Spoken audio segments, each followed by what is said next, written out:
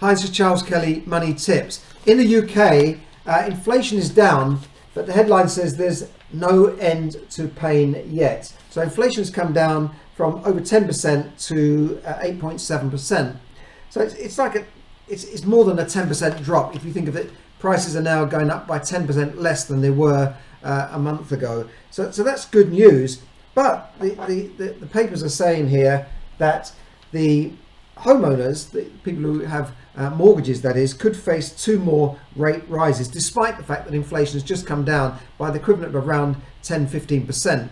And that's because they would have expected a lower rate, and they still want, the Bank of England still have this target inflation rate of 2%.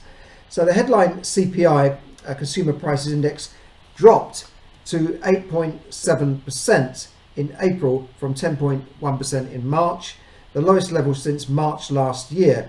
But the decline was less than expected by the city, and they penciled it in who had thought that the rate would come down to 8.3%. I mean, what's 0.5% between friends? But that's what the city have said. But worryingly, the core inflation, which excludes energy, food and alcohol, tobacco, rose by 6.8%.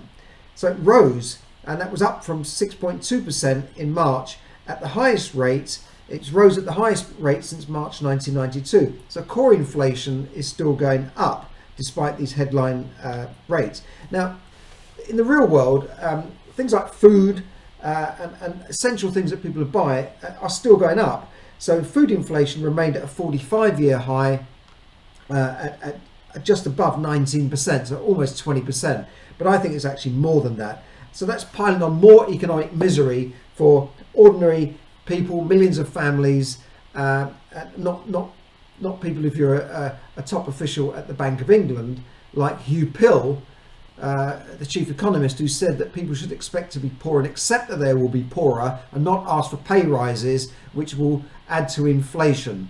I wonder what his pay rise was, because he's on £190,000 a year. If you add in his pension entitlement, he's probably earning something like the equivalent of £250,000 a year, living in luxury in London, in his ivory tower at the Bank of England. But he's telling us, poor peasants, to accept that we should be poorer. It reminds me of the story of the French Revolution, when Marie Antoinette was reputedly told by officials that people are rioting outside. So why are they rioting? So because they haven't got bread to eat, they're starving. And she said, they haven't got bread, well, let them eat cake. It was a laughable situation, but she didn't have a clue of what it was like out there in the real world. And I think that's sometimes the case for these men in grey suits that dictate things for the rest of us. Now, look at the core things that people need in their life. Cost of white sugar up 47%. Now, you might not say, well, I don't take sugar in coffee, but there's sugar in all sorts of foods, so that's affecting the price of food. Eggs 37%, and the rest. I think eggs have gone up more than that. Frozen beef burgers 36%. Now, when I was a kid, we just had cheap food, beef burgers, chips, that sort of. They've all gone up a lot, and cheddar cheese up 39%. I see cheese in supermarkets with security tags on it, like they put on champagne, because a block of cheese can cost £10 or £15. The price per kilo of cheese is now more than steak in some cases. It's unbelievable. Baked beans. Now, this is a staple diet for many people who can't afford to eat expensive foods. 41% has gone up. Spaghetti or pasta 22%. Skimmed milk 33%. It goes on and on. I think the real rate of food inflation is more like 50%, although I have seen slight reductions, supermarkets becoming more competitive if you go to the Aldis and Lidls, but it's still quite serious, and the problem is that they're saying that rates could go up again. But how does this affect mortgage rates? Well, I've recorded another video with a mortgage broker who said that sometimes mortgage rates can be lower than the base rate of 4.5%. Why is this? How is this possible? Well, it's because the lender are becoming more innovative, lenders, and they're trying to keep the headline rate down so that people can afford the mortgage. The affordability is affected. So sometimes the headline mortgage rate can be as low as say 3.7% fixed. You think, well, how can they do that? Base rates of 4.5%. Well, they do that by charging a higher product fee. Now, it's a little bit complicated. So if you are in that situation, you are remortgaging, put your name down in the comments or contact me in the comments or on my email, and we'll put you in touch with a broker that can help you. Because there are millions of landlords this year who are, and mortgage owners that are coming to the end of a fixed rate and need to switch rates. And sometimes the lender that they're with is not very helpful, so they may need to move out of that lender. And there are better rates out there than you would think. You wouldn't believe it. So that's why you need to talk to a broker, because I think they can look at the whole of the market rather than you just talking to your one lender, or just a guy down the pub, or you just look on a website and you say, oh, there's a headline rate here or there. So lenders are trying to get around these higher rates by becoming more innovative, by having lower rates but higher product fee, which can be added to the loan to get you through that situation. So do talk to a mortgage broker. The other problem in the world at the moment is this the news that Germany has gone into recession. This is quite serious. Germany is one of the biggest economies in the world. I think it's maybe the third largest in the world, third or fourth largest, and it's certainly the biggest economy in Europe.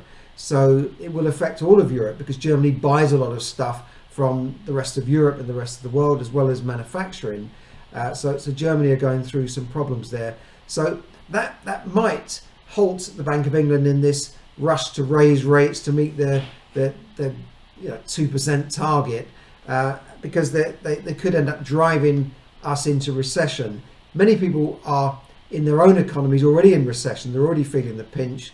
So we don't want the whole country to go into recession with these continuous rate rises. Personally, I think they should call it a day, freeze it for a while, see how things go for the next few months, because they've been month on month for about 11 months raising interest rates. So it's killing parts of the economy. It's making the mortgage market slow down, the housing market slow down, and everything. And it's the same thing's happening in America as well. So I just want to give you a quick report there on inflation, to give you a quick update there. If you do need any help with money, do contact me. If you've got money issues, money problems. I mean, what is your biggest money worry? In fact, a lot of retirees were asked in America what was their biggest worry, and it wasn't dying or getting sick, it was actually running out of money. So I've been running a series of webinars which teach people how to manage their money more effectively so that they can build real wealth and become financially free. And the next webinar is coming up this Wednesday, 8 p.m. Register for that. It's absolutely free. It's called 3 Steps to Success, Money Management and Financial Freedom. And I will take you through some of the tips I've got to get your finances under control, to start to invest and build real wealth for the future. It's not get rich quick. And then thirdly, to maintain that consistency so that you don't fall by the wayside in the future and you continue walking towards financial freedom. Because I think that's what most people want. They don't necessarily want to be a billionaire, but they would like to be financially free or financially secure, whatever way you want to look at that. So do check that out, and I will see you again in the next video. This is Charles Kelly Money Tips. Please like and share. Do share this out to other people, and subscribe and all that sort of stuff. And I'll see you again in the next video. I'll see you again soon. Bye for now.